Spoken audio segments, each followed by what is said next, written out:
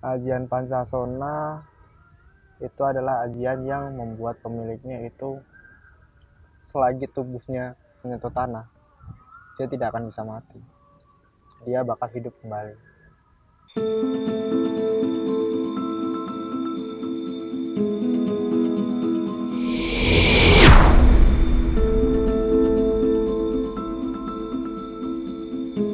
Assalamualaikum warahmatullahi wabarakatuh, Mas. Waalaikumsalam warahmatullahi wabarakatuh. Gimana kabarnya? Alhamdulillah baik. Keluarga sehat? Alhamdulillah sehat. Mas gimana kabarnya? Alhamdulillah baik juga, Mas. Ini Mas, saya ada main ke sini, ada maksud juga ingin ada beberapa pertanyaan juga mengenai ajian-ajian, Mas. Saya sempat sempat baca juga kan kemarin di kayak sejarah-sejarah terdahulu itu banyak beberapa ajian. Salah satunya tuh yang saya dengar ajian Pancasona. Ajian Pancasona. Iya, apa sih sebenarnya Mas ajian Pancasona itu menurut Mas? Oh dulu ya. Boleh, monggo.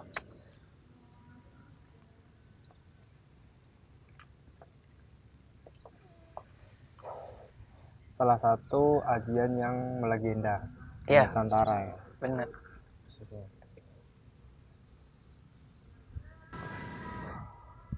Ajian Pancasona itu adalah ajian yang membuat pemiliknya itu selagi tubuhnya menyentuh tanah, dia tidak akan bisa mati. Dia bakal hidup kembali. Itulah ajian Pancasona. Hebatnya. Jadi selama dia nggak nyentuh tanah itu dia bisa hidup kembali ya? Selama dia masih jasadnya Jasadnya. menyentuh tanah, dia bakal hidup lagi. Itulah ajian Pancasona. Pemiliknya siapa sih Mas? Kalau boleh tahu? Miliknya banyak. Yang pertama kali ya. Iya, pertama kali.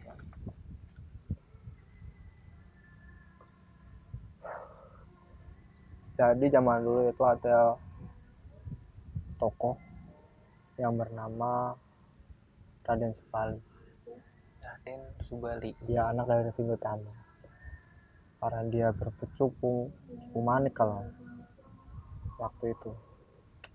Ketika Cupu Manik itu kecemplung ke dalam sungai, dan akhirnya Subali itu masuk ke dalam air itu, sungai. Dan ketika dia kembali ke daratan, dia berwujud tubuhnya menjadi seekor kera. Tapi sifatnya masih manusia normal, tapi hanya wujudnya doang berbulu seperti itu. Dan ketika dia ingin kembali, ingin berwujud lagi seperti manusia, dia melakukan tapa berata. Tapa, saking lamanya dia bertapa, akhirnya adalah satu sosok yaitu Narada datang kepadanya memberikan Aji Pancasona. Selain itu ada pemiliknya lagi nggak? Ataukah keturunannya atau penerusnya, muridnya? Setelah itu ada pemiliknya lagi, tokoh yang pasti Mas kenal, Siapa tuh? Rahwana. Rahwana. Seorang raja dari Alengkandira dia. Iya, sempat pernah dengar ceritanya itu. Antara cintanya sama Sinta. Ya, dia adalah pemilik selanjutnya Ajian Pancasona.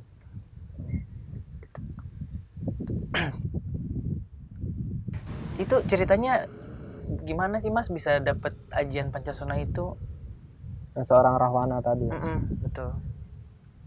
Jadi ketika Raden Subali ini bertapa, diganggulah Rahwana. Seorang tokoh Rahwana ini mengganggu Raden Subali ketika bertapa. Dan akhirnya Raden Subali itu jengkel. Terjadi pertarungan Dengan Rahwana. Pertarungannya dahsyat berhari-hari.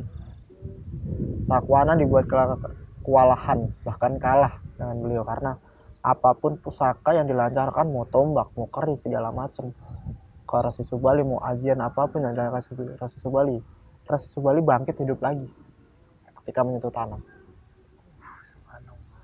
Dan ketika namanya Rahwana itu muslihatnya banyak ya kan ya. Iya. Ketika dia udah kewalahan segala macam, dia memohon ampunan, ngemis-ngemis.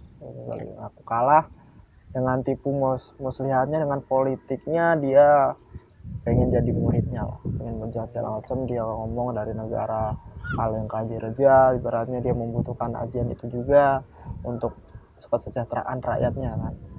Dan akhirnya karena Raden Subali itu kasihan dan juga kemakan sama omongan Rahwana itu, akhirnya si Raden Subali itu menurunkan lah ajian itu ke Rahwana.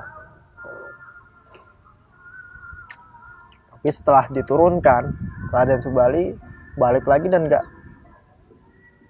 nggak ibaratnya nggak pernah datang lagi, sowan lagi ke tempat si Subali. Karena dia emang itu tipu muslihat dia untuk mendapatkan ajian. Jadi setelah Rahwana mendapatkan ajian itu, dia nggak pernah sowan lagi ke Syekh Subali. Itu dalam cerita yang saya baca. Nah, setelah Rahwana itu ada lagi nggak yang memiliki ajian Pancaswana itu? Masih ada, yang saya ketahui itu ada 3. Satu lagi itu seorang wanita. Wanita? Di zamannya eranya kerajaan Malwapati. Namanya Prabu Angling Dharma. Oh iya, sempat difilmkan juga. Sempat difilmkan zaman kita kecil. Iya, zaman kita kecil. Tadinya zamannya di era itu ada seorang yang memiliki ajian rengkah gunung. Rengkah bumi. Rengkah gunung. Oh, rengkah gunung.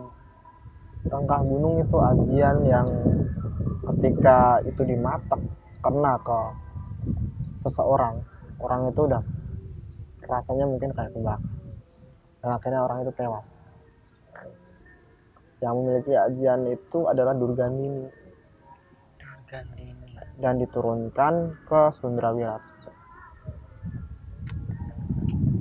Mereka berdua menyalahgunakan ajian rengkah gunung itu. Ya. Akhirnya dengan mau bunuh sana sini, meresahkan terbunuh. Akhirnya dia bertapa lah. Dia ingin meminta ajian yang bisa mengalahkan ajian rengkah gunung. Salah satunya Pancaswana ya. Setelah dia bertapa lama sekali, dia bertapa, dia ditemui nama sosok. Dia disuruh berhenti tetap tapa beratanya, karena kalau tidak berhenti bisa-bisa alam itu bisa goyang, air bisa habis, bisa kekeringan di mana bisa wabah mana. Tapi beliau ngomong, saya ingin mendapatkan ajian untuk menumpas angkara murka.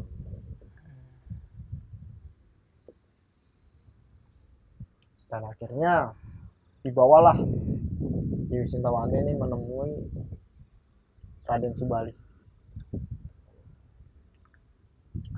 Tanya sama Raden Subali ketika bertemu, kamu tahu bahayanya tentang ajian yang sakti itu gimana? Itu bisa membuat kecenderungan pemiliknya menjadi seorang yang angkuh, yang semena-mena, serakah. Tahu akibatnya. Tapi beliau berjanji ketika dapat ajian Pancaswana itu dia akan menjadi seorang yang bertapa. Dan akhirnya Dewi Sintawati itu diturunkan ajian Pancaswana dari Resi Subali, Raden Subali. Ketika beliau sudah mendapatkan itu, dia mencari sosok pembunuh dari suami dan anaknya itu. Pencari, ketemu Durgandini, dan akhirnya sering terjadi pertarungan dengan dia, rengkah gunung melawan Pancaswana. Bahkan sampai Durgandini kewalahan, segala macam, kabur, lari lagi. Itulah tokoh-tokoh milik ajian Pancaswana itu. Setahu saya ada 3 tokoh itu, tapi kalau misal ada lagi ya saya nggak tahu. Tapi setahu saya itu yang saya baca, yang saya pelajari itu tiga tokoh ini. Tiga Dan tokoh. selain itu nggak diturunkan lagi, Karena bahaya juga ya. bahaya juga. Baik ya, terima kasih penjelasannya Mas, dan juga mudah-mudahan bermanfaat buat semuanya. Jadi pelajaran yang bisa saya ambil dari cerita ini, mungkin ilmu sakti itu bisa merubah seseorang yang tadinya niatnya baik menjadi serakah, mungkin kayak gitu ya. Ya, bisa diartikan seperti itu. Makanya kita harus, sebelum kita belajar tentang ilmu-ilmu yang bersifat seperti itu, kita baiknya puasa tirakat dulu. Karena tirakat itu proses untuk menghilangkan rasa angkara murka. Ya. Jika semena-mena langsung dikasih, merasa apa ya, ini nggak ada rasa bersyukurnya setelah dia mendapatkan itu. Apapun yang instan nggak lewat proses itu kurang. Ya, kurang mantep. Baiknya itu lewat proses. Baik Mas, terima kasih untuk penjelasannya, ilmunya. Saya pamit undur diri Mas, terima kasih. Assalamualaikum warahmatullahi wabarakatuh. Waalaikumsalam warahmatullahi wabarakatuh.